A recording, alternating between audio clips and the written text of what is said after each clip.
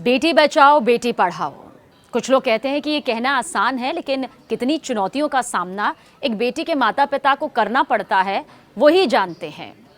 लेकिन ज़रूरी यह है कि उन्हें चुनौतियां तो समझी जाए, लेकिन बोझ नहीं, क्योंकि मोदी सरकार की कई ऐसी बेहतरीन योजनाएं हैं जो बेटी बचाओ और बेटी पढ़ाओ के सपने को साकार करने के लिए ही सामने आ चुकी हैं। सालों से चल भी रही हैं, कुछ के बारे में अभी भी लोगों को मालूम नहीं है, और कुछ ऐसी योजनाएं हैं जिन्हें जान लेंगे तो सपना हकीकत में बहुत जल्दी बदलते हुए नजर भी आएगा।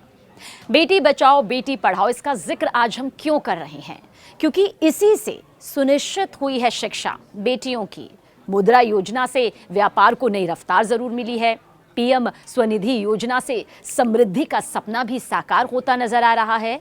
लेकिन आज हम आपको एक ऐसी योजना के बारे में बताने जा रहे हैं जिससे आपकी लाडली के भविष्य को लेकर, जो आपकी ये सारी टेंशन होती है ना कि क्या होगा उसके भविष्य को लेकर, कहाँ से पैसा आएगा, कहाँ से उसका भविष्य मजबूत होगा, जब वो बड़ी हो जाएगी तो उसे किस तरह से ब्याह कर दूसरे घर भेजा जाएगा। हालांकि अब तो कहा जाता है कि कन्यादान नहीं बल्कि कन्या सम्मान है, और यही जो सोच है वो साकार भी होती नजर आ रही है।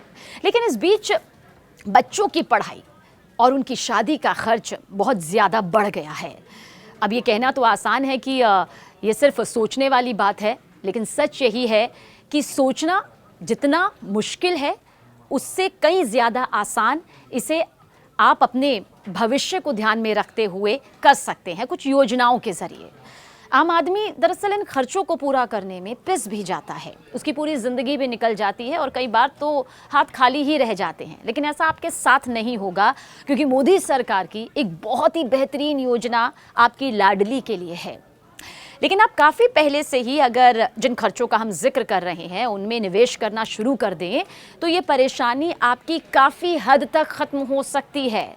दरअसल हम अब भी कह रहे हैं कि बेटी को पालना, उसके भविष्य के बारे में सोचना, ये चुनौतियां हो सकती हैं लेकिन बोझ नहीं है। ऐसे में बेटियों के लिए सरकार की एक बहुत बड़ी योजना जिसका जिक्र अब हम करने जा रहे हैं, उसका नाम है सुकन्या समृद्धि योजना। ये बड़ी कारगर है। कैसे, आपको डिटेल से बताएंगे। देखिए, सरकार हर 3 महीने में इस योजना की ब्याज दर तय करती है, और इस योजना के बारे में आपने सुना भी होगा। लेकिन सुनने से नहीं होता है, इसे समझने से और कैसे आप निवेश कर सकते हैं। आपकी मौजूदा आर्थिक स्थिति कैसी है और भविष्य में इस मौजूदा आर्थिक स्थिति को आप और कितना मजबूत करेंगे जिससे आपकी बेटी के सपने साकार हों, उसका भविष्य यहाँ पर ना सिर्फ मजबूत हो बल्कि वो अपने भविष्य के सपने खुद बुनकर आगे बढ़ सके। आज मैं आपको इसे लेकर एक बहुत बड़ा बदलाव भी बताने जा रही हूँ। बहुत गौर से इस पूरे वीडियो को देखिएगा, सुनिएगा, समझिएगा, ताकि आप अपना फैसला अपनी लाडली के लिए, अपनी बेटी के लिए खुद ले सकें। नए नियम के मुताबिक सुकन्या समृद्धि योजना के खातों का जो संचालन है बेटी के कानूनी अभिभावक या उसके माता पिता ही कर सकते हैं। ये अधिकार उनके पास ही है। ये एक बहुत बड़ा बदलाव है। अब ये योजना क्या है? अगर आप भी अपनी बेटी के भविष्य के लिए एक अच्छी इन्वेस्टमेंट स्कीम ढूंढ रहे हैं तो सुकन्या समृद्धि योजना आपके लिए बहुत मददगार साबित होगी, इसमें कोई दो राय नहीं। ये योजना भारत सरकार ने खास तौर पर बेटियों के भविष्य के लिए ही बनाई है। इस योजना में अगर आप निवेश करते हैं, इन्वेस्ट करते हैं तो आपको बहुत अच्छा रिटर्न भी मिलता है, क्योंकि हर कोई यही सोचकर निवेश करता है कि आखिर इतने साल बाद उसे कितना रिटर्न मिलेगा। लेकिन कितना होगा इन्वेस्टमेंट? अब सबसे पहले चरणबद्ध तरीके से आप इसे समझिए। सुकन्या समृद्धि योजना, इसकी शुरुआत आज या कल से नहीं बल्कि साल 2015 से हो गई थी। भारत सरकार के जरिए इसकी शुरुआत कर दी गई थी। मकसद यही था बेटियों के भविष्य को मजबूत करना, उनकी पढ़ाई, उनकी शादी के खर्च को लेकर कोई भी माता पिता परेशान ना हो और सब कुछ उनके मन मुताबिक अच्छे से हो सके। तो सुकन्या समृद्धि योजना में माता पिता अपनी 2 बेटियों के नाम, जी हाँ, एक नहीं बल्कि 2 बेटियों के नाम, अगर 2 बेटी जुड़वा हैं तो 3 बेटियों के नाम खाता खोल सकते हैं। और इस योजना के तहत खोले गए बेटियों के खातों में सालाना कम से कम 250 रुपए, तो वहीं अधिकतम 1.5 लाख रुपए तक जमा कर सकते हैं। ये राशि हमने इसलिए बताई क्योंकि हर कोई अपनी मौजूदा आर्थिक स्थिति के हिसाब से ये तय कर सकता है। लेकिन शुरू कहाँ से होता है, कितना होता है, ये हर कोई जानना चाहता है। अब ब्याज, जो कि अमूमन हर कोई जानना चाहता है कि अगर हम इतना निवेश कर रहे हैं तो उस पर ब्याज से हमें कितना फ़ायदा होगा। तो फ़ायदा भी आप समझ लीजिए। इस स्कीम के तहत अगर आप निवेश करते हैं तो आपको 8.2% ब्याज के दर से यहाँ पर फ़ायदा होगा। और इस योजना में आप अपनी बेटी के 10 साल होने से पहले उसका खाता खुलवा सकते हैं। यानी कि आपकी बेटी की उम्र कितनी होनी चाहिए?